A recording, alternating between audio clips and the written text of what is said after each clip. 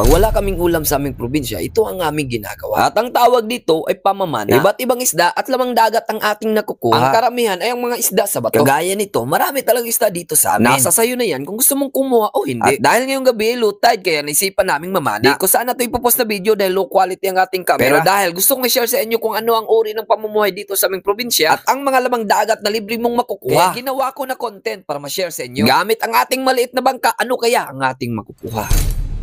Let's go! Tanong ng iba sa akin, bakit ito ang libangan ko?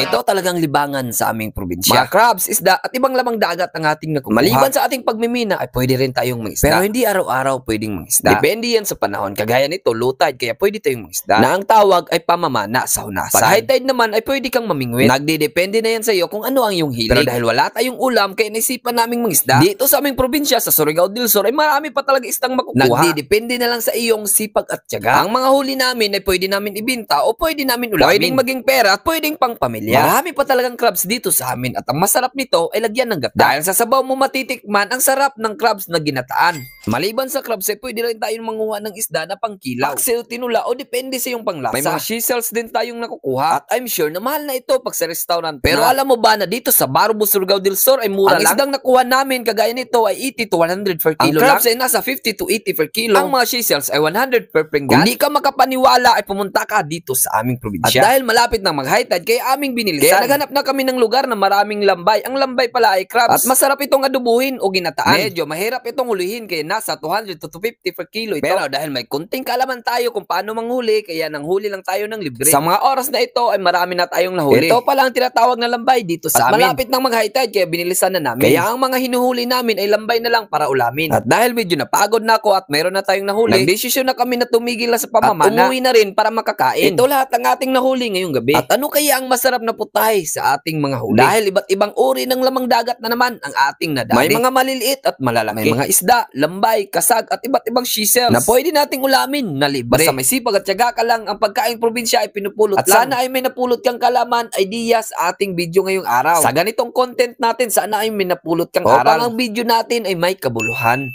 Amigo, uy na ta amigo. Mga busing, mamana tag isda. Buti ka pa, palagi ka. Si Puinig.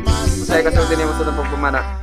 Gamay naman daw ko Puinig ko. Kasi umulan kasi tapos di lang pala ako ang nangisda ngayong gabi. Marami kami pero naghiwalay lang. Pang marami kaming madali. Maraming salamat sa panonood, idol. Ingat ka palagi. Huwag mong kalimutan, idol, kung ano mang iyong trabaho, mahirap man ito o delikado, basta't wala tayong tinatapakan na tao ay pagmalakin natin ito.